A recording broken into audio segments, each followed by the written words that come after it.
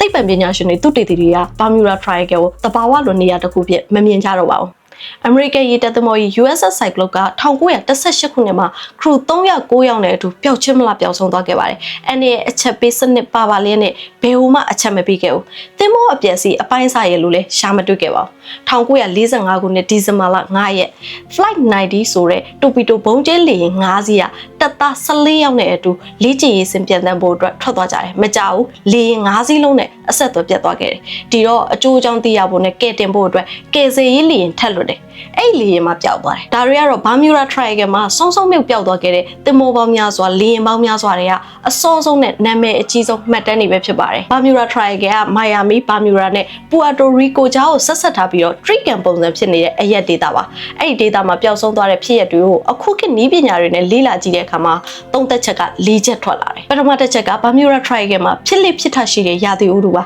။ Bermuda Triangle က Atlantic Hurricane Path ကို Atlantic Hurricane မုန်တိုင်းရပ်ဝန်းဒေတာမှာရှိနေတာဖြစ်တဲ့အတွက်သူ့ရဲ့ရာသီဥတုကိုဟိုးရင်ခေတ်တော့နီးပညာတွေနဲ့ဆိုရင်မှန်းဆနိုင်ဖို့ကမလွယ်လာပါဘူး။မိုးကြိုးမုန်တိုင်းတွေရေစင်နာမောင်းတွေနဲ့ Hurricane မုန်တိုင်းတွေကဆိုင်းမစင်ပုံမစင်ဝုန်းတိုင်းကျဲထဖြစ်တဲ့လို့လေယာဉ်တွေသင်္ဘောတွေကိုမိနစ်ပိုင်းအတွင်းမှာတစစီဖြတ်စီးပစ်နိုင်ပါတယ်။ပျောက်ဆုံးသွားတဲ့လေယာဉ်တွေသင်္ဘောတွေကအပြက်စီးအစနာပါရှာမတွေ့တဲ့ဘဟေလီရဲ့အဖြစ်နိုင်ဆုံးသုံးသက်ချက်က The Gulf Stream မှာမက္ကဆီကိုပင်လယ်ကွေ့ကနေစီးဆင်းလာတဲ့ရေပူစီးကြောင်း The Gulf Stream ဟာ Bermuda Triangle ကိုဖျက်ဆီးသွားပါတယ်။ဒီရေပူစီးကြောင်းကတနအီကိုခန့်မှန်းခြေ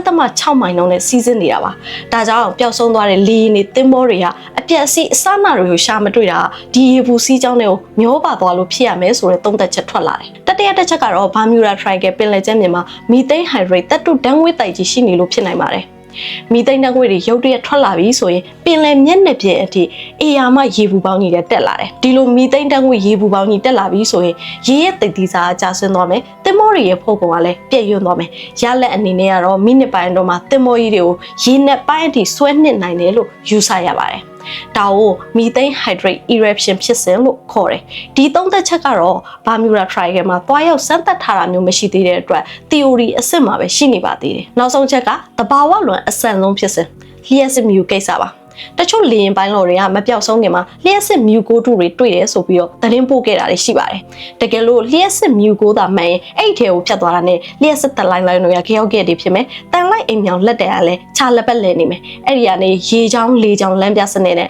ဆက်သွယ်ရေးစနစ်တွေပြည့်ရွံ့ပြီးတော့လေရင်တွေတင်မောတွေပျောက်ကုန်တာဖြစ်နိုင်တယ်ဆိုပြီးတော့သုံးသပ်ထားကြပါတယ်။ဒီသုံးသပ်ချက်ကိုသိပ္ပံသဘောအရအတည်ပြုထားတာမျိုးမရှိသေးပါဘူး။ဒီတော့ Bermuda Triangle ကတဘာဝလွန်နေရတစ်ခုပဲလားဒဏ္ဍာရီတစ်ခုပဲလားဘလို့ပဲဖြစ်ပါစေဒီနေ့ခေတ်မှာတော့သိပ္ပံပညာရှင်တွေသူတေသီတွေက Bermuda Triangle ကိုတဘာဝလွန်နေရတစ်ခုဖြစ်မမြင်ကြတော့ပါဘူးခံမှန်းလို့မရတဲ့ရာသီဥတုပြင်းထန်တဲ့ရေစီးကြောင်းမဖွံ့ဖြိုးသေးတဲ့နည်းပညာတွေအရေးပေါ်အခြေအနေမှာလူတွေလုံးမိတဲ့အမှားတွေကြောင့်ပျောက်ဆုံးမှုတွေဖြစ်ရတယ်လို့သုံးသပ်ထားကြပါတယ်ပြီးတော့နောက်တစ်ခုကတခြားရေချောင်းအသားလာရှုပ်ထွေးတဲ့နေရာတွေမှာဆိုရင် Bermuda Triangle မှာပျောက်ဆုံးတဲ့နှုံးထက်တာပိုများပါသေးတယ်ဒီနေ့ကတော့ဒီလောက်ပါပဲနောက်ပိုင်းမှာလည်း fashion မိသမျှတွေကိုပြန်လည်မျှဝေပေးပါမယ်ရှင်